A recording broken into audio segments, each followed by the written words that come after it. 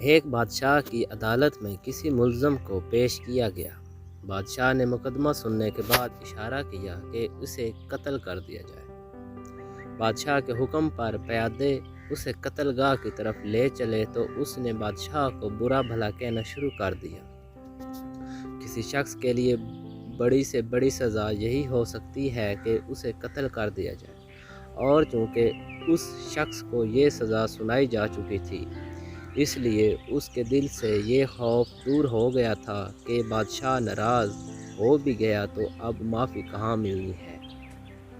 بادشاہ نے یہ دیکھا کہ قیدی کچھ کہہ رہا ہے تو اس نے اپنے وزیر سے پوچھا، یہ کیا کہہ رہا ہے؟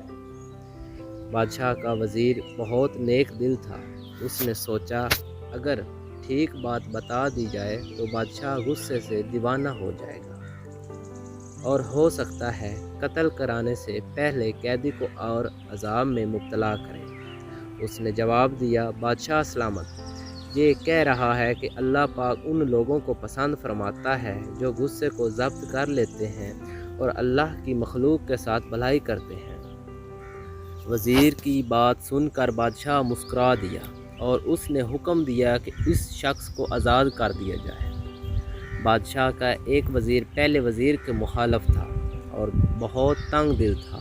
وہ خیرخواہی جتانے کے انداز میں بولا، بادشاہ سلامت، یہ بات ہرگز مناسب نہیں ہے کہ کسی بادشاہ کے وزیر اسے دھوکے میں رکھیں اور سچ کے سوا کچھ اور زبان پر لائیں، اور سچ یہ ہے کہ قیدی حضور کی شان میں گستاخی کر رہا تھا۔ غصہ ضبط کرنے اور بھلائی سے پیش آنے کی بات نہیں کر رہا تھا۔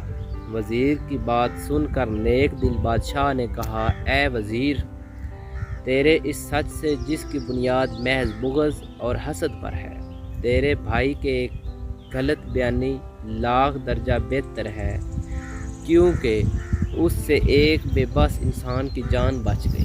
یاد رکھ، اس سچ سے جس سے کوئی بہت بڑا فساد پھیلتا ہوا، ایسا جھوٹ بہتر ہے جس سے کوئی برائی دور ہونے کی امید ہو۔ اس کے بعد بادشاہ نے قیدی کی سزا معاف کر دی، جبکہ اپنے اس وزیر کو جو اپنے دل میں ساتھی وزیر کے لیے کینہ رکھتا تھا کے لیے موت کا فرمان جاری کر دی۔ وہ سچ جو فساد کا سبب ہو بہتر ہے نہ وہ زبان پہ آئے اور اچھا ہے۔ وہ کذب ایسے سچ سے جو آگ فساد کی بھڑکائے۔